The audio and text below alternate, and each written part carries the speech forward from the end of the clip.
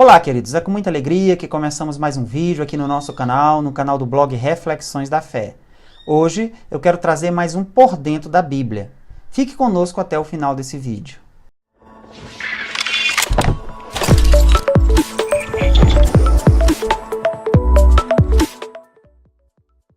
No Por Dentro da Bíblia de hoje, nós vamos aprender um pouco mais sobre o quarto livro da Bíblia, o livro de Números. O livro de Números tem esse título, pois registra os dois censos que aconteceram no início e no final da peregrinação no deserto.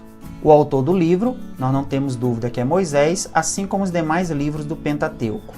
A esfera de ação desse livro é de aproximadamente 39 anos, que se estende do ano 1490 a 1451 a.C. O livro de Números, ele relata a jornada do povo de Deus durante a peregrinação no deserto, destacando as lutas, os dilemas, as murmurações, bem como a fidelidade, a provisão e o cuidado de Deus para com seu povo até o cumprimento da promessa na entrada da terra prometida.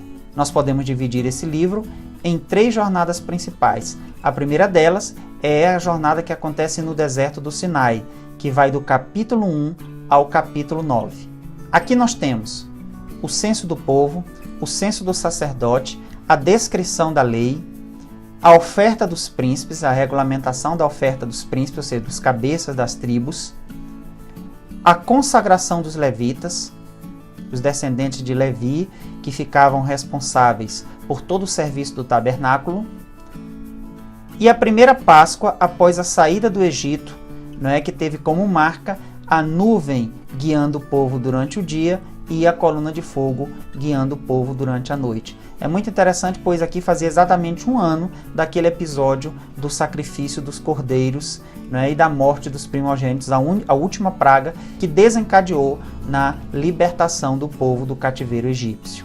A segunda jornada vai do Sinai até Cádiz e se estende do capítulo 10 ao capítulo 19. Aqui nesse ponto, nós temos o início da caminhada, o início da peregrinação. Vale ressaltar que durante a manhã, o período da manhã, havia a nuvem que protegia o povo do sol, essa nuvem guiava o povo de Deus, e à noite era a coluna de fogo, que além de trazer iluminação, também aquecia o acampamento de Israel. Nós temos também murmurações e concupiscências, aqui foi uma marca de todo esse período da peregrinação.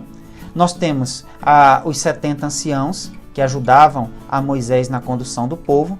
Nós temos a reclamação de Miriam e Arão, que queriam ter o mesmo status de Moisés. Nós temos o relatório negativo dos 10 espias, que marca a incredulidade do povo de Israel, ou seja, Deus manda que Moisés levantasse 12 espias para entrar na terra prometida e ver a terra. Eles entraram, viram a terra prometida, porém quando voltaram, 10 desses espias deram um relatório negativo.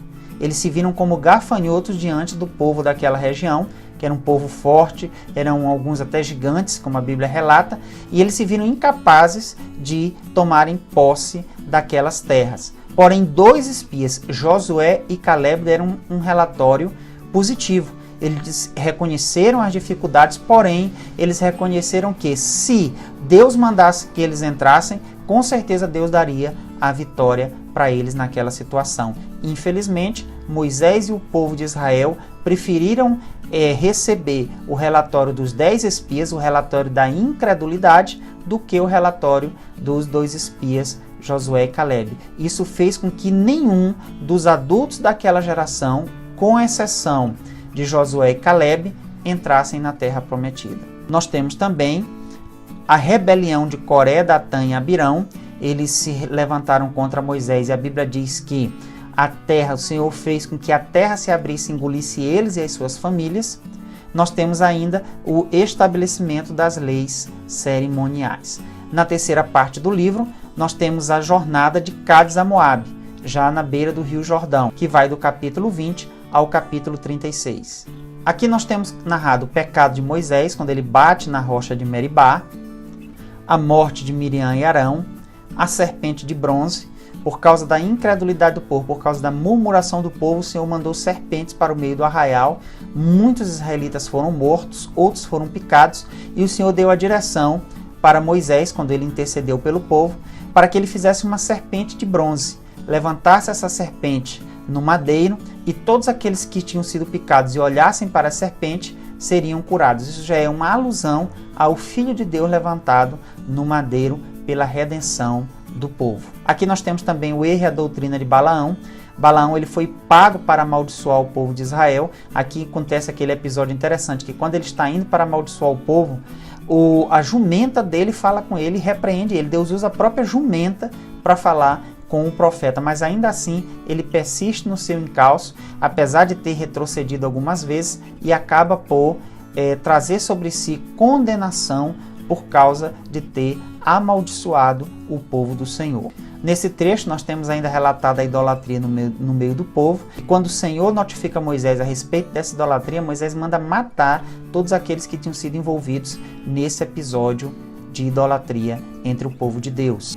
Já encerrando essa parte, nós temos o censo da nova geração, bem como a regulamentação das ofertas, a regulamentação dos votos e os preparativos para a entrada na terra prometida. Aqui, Moisés ele tem que fazer mais ou menos aquilo que ele tinha feito no início da peregrinação. Por quê? Porque ele estava fazendo para uma nova geração. Eu gosto muito do livro de Números, pois ele nos mostra um pouco do que acontece conosco.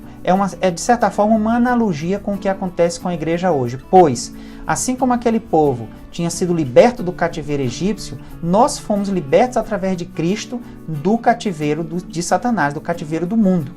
Aquele povo também estava numa peregrinação no deserto até a terra prometida. Essa peregrinação ela simboliza a nossa peregrinação nessa terra até a nossa terra prometida, que para eles era a Nova Canaã e para nós é a Nova Jerusalém, que é a eternidade junto com o Senhor, a eternidade em adoração a Deus. E assim como esse povo murmurava, reclamava, desobedecia, afrontava ao Senhor, nós também, na nossa caminhada, continuamos muitas vezes tendo o coração tão duro, tendo, como a Bíblia diz, dura cerviz, né? Não nos dobramos diante da vontade do Senhor e muitas vezes continuamos cometendo os mesmos pecados que hoje nós criticamos quando lemos o livro de Números. Mas também mostra o cuidado e a fidelidade de Deus na provisão do maná, na resposta às orações, nas provisões milagrosas por água, por cura, não é verdade? E por fim, na entrada e conquista da terra prometida. Isso nos mostra que mesmo durante a nossa peregrinação, a gente passando por todas essas dificuldades, o Senhor está conosco e o Senhor vai fazer com que nós cheguemos para conquistar a terra que Ele nos prometeu, para conquistar a vida eterna. Amém? Eu espero que essa reflexão tenha acrescentado na sua vida. Continue assistindo os nossos vídeos, compartilhando, comentando, curtindo e se inscreva no nosso canal, pois assim você vai estar colaborando para o avanço desse trabalho aqui no YouTube. Tá ok? Que Deus abençoe você, que Deus abençoe a tua casa, em nome de Jesus. Amém e amém.